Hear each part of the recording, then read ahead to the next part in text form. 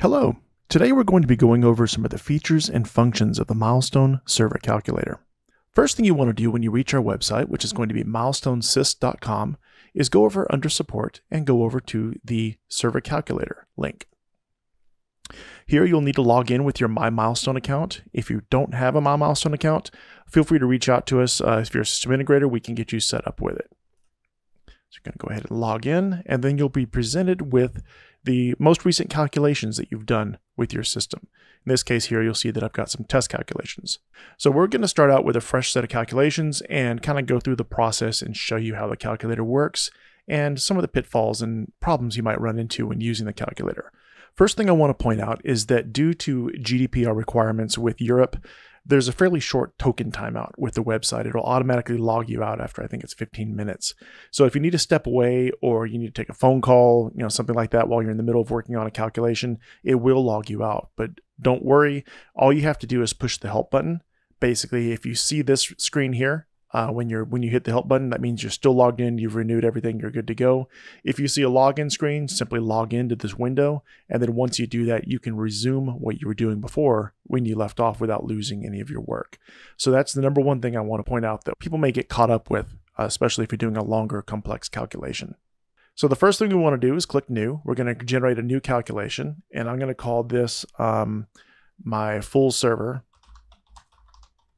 So maybe this will be an all-in-one configuration that we're going to do for this situation here. So we're going to have a variety of cameras on a single server that we want to do a calculation for. And if you've got your My Milestone account and you've registered opportunities, you can pick those opportunities from this drop-down list. Don't have any for me to choose here, but if your organization has opportunities registered, they'll show up there that you can link to it. So the first thing we're going to do is create a new camera, and we'll call this just camera 1. These are for human eyes, doesn't matter what you name them. And this is going to be the quantity of cameras that are going to share this specification. So we'll do maybe 12. And you choose your codec, choose your resolution. We'll say these are going to be 1080p cameras. And here's a area where people often get caught up. Pretty much everybody's going to need to use medium low. This is going to be the go-to configuration here. Now, if you choose higher levels here, it's going to exaggerate the bitrate of the cameras and require more storage and more network bandwidth. Maybe you want to do this. The image complexity is referring to the type of scene that you're seeing. If you've got a situation like an office or a hallway, something that's relatively static with just some moving things in it, that would be a lower image complexity. If you've got something perhaps like a roadway with a lot of moving cars that occupy most of the screen, especially like a PTZ camera that's on patrol, that would represent a much higher image complexity because more of the screen is changing at any given time. But for the vast majority of our users, medium low is going to be what they want. But if you want to sandbag it a little bit, maybe you are using a PTZ, or maybe you've got a shot over water or something where there's constantly a lot of motion in the scene, you may want to bump it up to medium. But I wouldn't really go outside of those parameters unless you've got a really good use case for it. Next thing we're going to choose if you're going to be continuously recording, if you're going to record on motion events only, or if you're going to do a combination of recording a consistent frame rate. Typically that's going to be 1 frame per second because the way Milestone works is we're going to record keyframes coming in from the camera. And so we'll go ahead and set this one up here. So we're going to say we're going to record 24 hours a day. Our continuous frame rate is going to be that 1 keyframe per second that's coming in from the camera. That's what Milestone will record all the time. That's sort of the industry standard default. You can change that in the cameras and alter that if you want to, but we'll go with 1 since that's what pretty much everybody's going to run into right off the bat. And then when motion's detected, this would be Milestone paying attention to those additional frames that are not keyframes. So the camera would be set in this example to run at 10 frames per second, sending 1 keyframe every second. So we're going to record that 1 keyframe per second. Then when motion's detected, we're going to pay attention to the other frames and record those all frames, the 10 frames per second rate. That'll have the effect of speeding up on motion, but doesn't glitch your camera because we're not sending any commands to the camera. It's just whether Milestone pays attention to those extra frames or not. Next is the percentage of motion that we're going to have. In this case, we'll say maybe it's like a hallway or something. Maybe we're expecting maybe 10% motion. And everybody always pretty much goes with 30 days of retention. But of course, you can enter whatever you want there. It could be years if you need to for special cases, or maybe just a couple of days. So here's our initial camera. We're going to do this continuous setup for this one. And then we'll go ahead and set up another camera here. This one, I'm going to call it going to make it really complex, camera 2. And we'll do maybe 10 for this one. Same thing, H.264. Maybe we'll do a 3 megapixel over here. And same thing, medium low. This one's going to be just motion recording only. We're expecting 24 hours a day worth of motion. You know what, on this one, let's change it. Let's say that it's maybe a business and they're open 12 hours out of the day. So we're only expecting motion 12 hours out of the day. And then for the motion event frame rate, while we're detecting the motion, we'll say it's 10 frames per second. And then our motion percentage is going to be, we'll say 80%. So this is going to be a really busy scene. So this is a business, it's open 12 hours a day. During that open business hour time, it's going to have a lot of motion in there. And while motion's being detected, or just while it's recording, it's going to be 10 frames per second. But outside of that 12-hour time, we're not expecting there to be much motion. So we're going to calculate accordingly.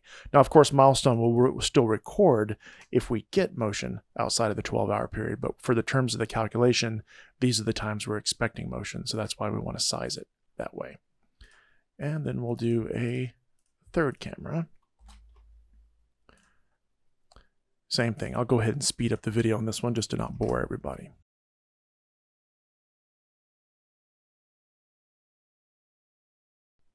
So in this example here, we've done continuous recording 24 hours a day, 10 frames per second, 30 days of motion. So we kind of got the variety here to show you for how this system will work. Kind of one of each.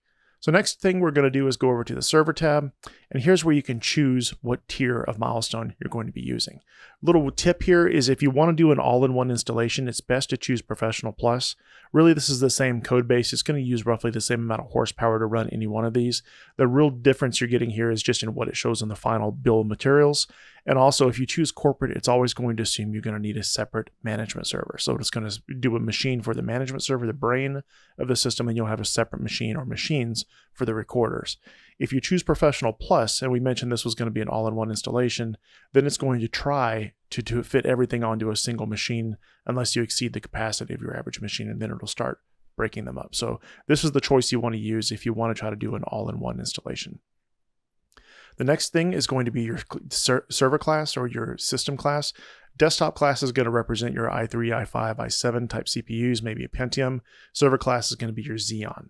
So if you're going to do a rack-mounted server, you're probably going to want to choose this option. This is going to represent those appropriate CPUs for that class of product. Next, you want the management server on the bill of materials. In this case, since we're doing the Pro Plus, we'll go ahead and say no. It's just going to be assumed that it's rolled in. But really, this option, the way we've set it right now, wouldn't really make any difference. It would come into play if you were doing a corporate setting, which represent that or not. Management server device supported, just leave that on auto. This could be if you want to limit how many cameras are on a specific management server. Don't really need to change there. Estimated number of concurrently viewed streams. So this is going to be total number of streams viewed across the entire system. So if you've got a 5-camera layout, you're viewing 5 streams. 5 people viewing 5 cameras is going to be 25 streams. So this is used pretty much to judge what type of network connectivity you have, how many network ports it's going to need. So we'll put maybe 25 in there just to give it a basic number. Next, this is asking if the system's going to be archiving. In this case, this is an all-in-one installation, so we would expect all the disks are just going to go to a single thing, a single array. We don't really need to worry about archiving for this example.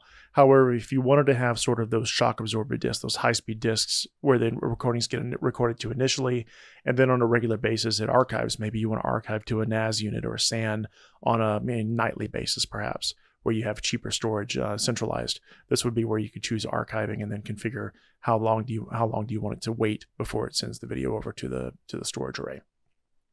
Max disk per server, pretty self-explanatory. RAID redundancy, yes, do you want your operating system to be configured for RAID? This is percentage of overhead, how much it's going to sandbag the overall calculation. Don't really need to change anything here unless there's a really good reason to. We've already got some margin of error built in for the CPUs. But if you want to sandbag it for your disk I/O and for your network throughput, you could adjust that and it'll sandbag everything, including adding on to the CPUs. And as far as this, this is, if you want to specify a specific type of RAID or have it suggest one for you. And then if this is, again, if you're going to do the internal storage. So this would be internal direct attached, iSCSI SAN, or fiber channel. So if you're going to do like a NAS unit, you probably go with iSCSI on that one. And then when you click next, you can go ahead and create your bill of materials. So we're going to click that, and that's also going to be the part that it saves the calculation. So again, if you've stepped away from your computer, don't forget to click the help button and then make sure this doesn't have a login on this. And that way, when you click save, you won't get an error because you won't be logged out of your session. So here's my calculation. It is suggesting a recording server, just a single box. It's going to call for a Xeon Bronze 3204, single server. And here's the disks that it's suggesting. It's calling for a RAID 5 with 8 terabyte drives. And the big good information you need over here, this is the important stuff. This is your IOPS. This is how much actual storage that you need and the expected throughput for those disks. So this is of particular importance if you're going to do a virtual machine, and you would need to know what type of storage you need to configure for your system. All right. So that is the basics of doing that bill of materials. Now, if I back up a little bit, that's one of the other nice things about this when you're doing these calculations is it gives you the option to play with these numbers. So first off, actually, what I want to do is I want to print this. So if I go over here and I say print, get my print dialog, pretty much just use your Microsoft Print to PDF. This gives you a nice clean PDF that you can output and then send that to your customer. I won't bother printing and saving that at the moment. But let's say we want to play with those numbers a little bit. We go back over here. Just to illustrate a difference here, I'm going to go ahead and say, yes, I want the management server on the bill of materials. Click next, just to illustrate what I was talking about. Click save my configuration. And what we'll see here is it still isn't calling for a management server because it's assuming that all-in-one installation that I was talking about. Yet if I go back into it and I change this to corporate, this is where it's going to call out and assume, because you're using a corporate tier, these are usually larger systems with multiple recording servers, it's going to assume that you're going to have a different management server. So now we have our recording server called out, and we also have a specification called out specifically for the management server. So this would be where you've set up your brain and you've established a recorder based on the information that we've entered here. But in the future, you want to expand it and continue to grow that system with additional recorders, and it's going to grow into something much larger. This would be kind of the approach that you want to take. So next, what I want to talk about here is we're going to go back to the beginning, and we're going to pretend that this is going to be a multi-site facility. So how do you handle multiple buildings with the calculator? So this comes up a lot. So let's say you're an organization, you've got 3 facilities. So you want a management server to administrate your system. It's going to be a single Milestone system, but with 3 different facilities, each facility with its own recording server. So the way you would want to do this to save yourself some time and hassle is make your initial calculation. So I'm going to go ahead and click done here, and I'm going to edit this one, and we're going to rename this. We're going to pretend that this is going to be our main building management server. So what we're going to want to do is make a calculation that assumes all of our cameras first. That's going to give us the management server that we need that's capable of handling the full volume of cameras that we're going to have on this system. So I've renamed this. It's going to be full management server. We're going to skip ahead, and we'll go with these 3 numbers that I've already put in here. So this is going to be our full system. We're going to click next, and we're going to tell it, yes, it's going to be Milestone Corporate, and it's going to be server class, next, and bill of materials. So in this scenario, again, we're doing this to find out what we need for our management server calculation, not for the recording servers. So in this scenario, you would ignore the recording server specification because you're going to have 3 separate recording servers. This one's assuming they're all combined together. What we're actually after here is this management server spec. So this tells us what we need in terms of a management server to handle those 3 facilities that we're configuring. Next, what we're going to do is we'll go back to the original calculation and click done, and we're going to copy it. And we're going to call this building A. So now I've duplicated that configuration and I've named it building A. So we have our full spec and we have building A, and they're a copy of each other. The reason I'm doing this is I don't want to go through and have to re-enter my cameras over and over and over again for each building. You're going to have to do them all combined once anyway to get the management server. So do it once, enter all your cameras at one shot, get your management server spec, copy this one, and then we're going to go in and we're going to edit and delete the cameras that we don't need that are not going to be a part of building A. So in this case, I'm going to remove these, and this is going to be my building A.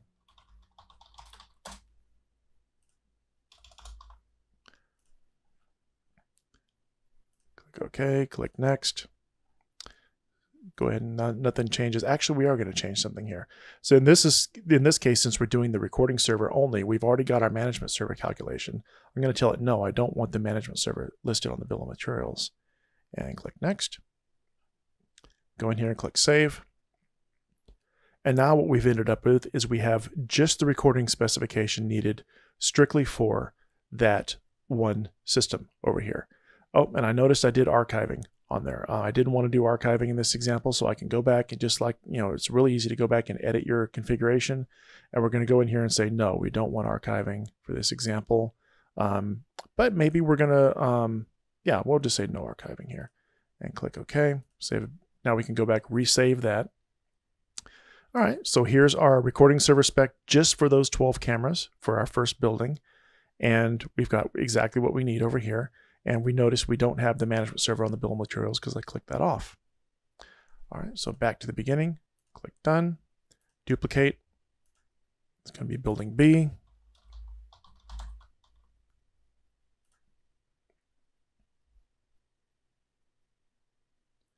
And we've got our building B, going to be the same thing as before. Going to edit. No, we don't need to put anything there. Click next. So here's our camera again. So we already did building A's camera, so we're going to remove that. We haven't done building C yet, so we'll remove that. Here's our building B cameras.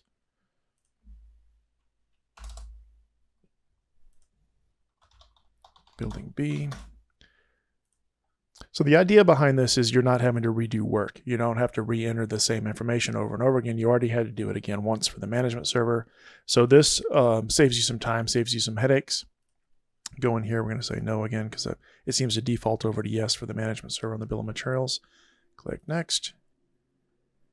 Click save. And this will be our building B configuration here. So now we know what kind of server we need for building B. So this is the procedure you'd go through. We won't need to go through it a third time. I think you get the idea. So this is how you would handle a multi-building configuration. So we have our master one here that we would ignore the recording server spec, gives us our management server, and then we have ended up with a specification that we need for each of those buildings.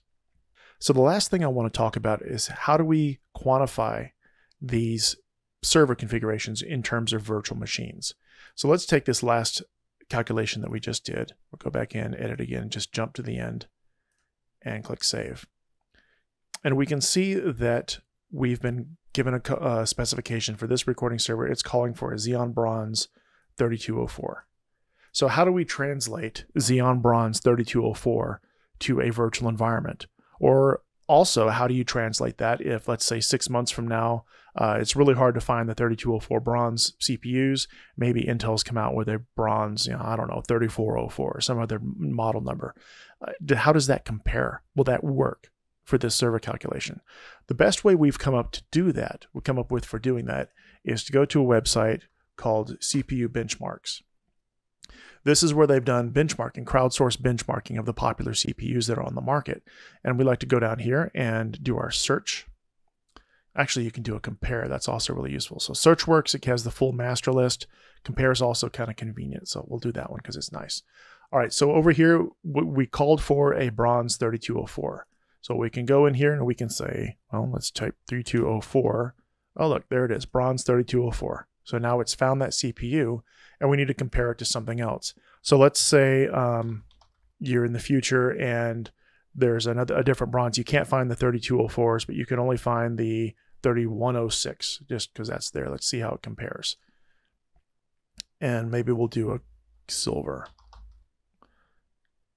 Let's do that, just randomly picking something and do a comparison. So maybe you get that calculation, calls for the 3204, but your manufacturer says, oh, I can give you a 3106 or a silver 4216. And you want to know, well, will that work?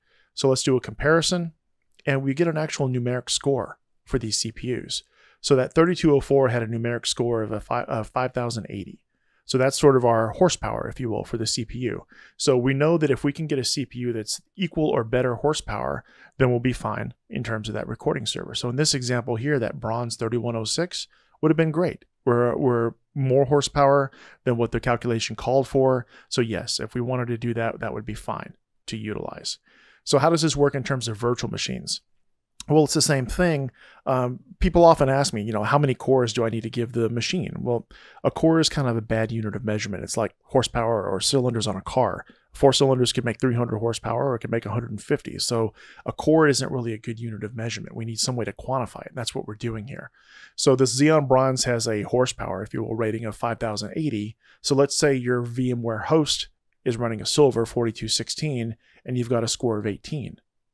Well, if you give half of the resources of half that host's resource to your machine, you're going to have more than enough horsepower to run the Xeon Bronze, 18 divided by 2. So you'd be in good shape there to be able to support your Xeon Bronze. So it's a matter of looking at what your host CPU rating is and then figuring out how you're dividing that horsepower up among your various virtual machines to make sure you've allocated enough to the Milestone environment, because we're assuming we're going to get this entire CPU dedicated to us. So we need equal to or greater horsepower given to us.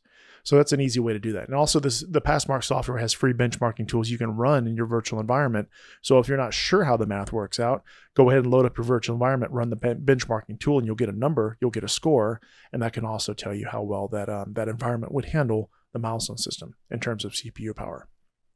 Now, do keep in mind you still need to pay attention to your disk throughput requirements, things like that, to make sure your virtual machine can keep up with that. And that's why that's what we're providing in this nice gray box over here. There's your IOPS and your total storage requirement, throughput levels, that kind of thing. So this is pretty much everything you need to be able to quantify and to be able to figure out what you need in terms of a server, both for virtual environments and for the regular server calculator. And then again, when you're done, don't forget, again, that help trick. So we're still good there, and go back to the beginning, click done, and that's how you sort of exit out and kind of finalize. But once you've clicked save off the bill of materials, it saves your calculation, but the done kind of clears everything out and lets you move to a different calculation if you want to in the future. So I hope that was helpful. If you have any other questions, feel free to email us at presalesus@milestone.us. We'll be happy to answer your questions. And until then, have a great day.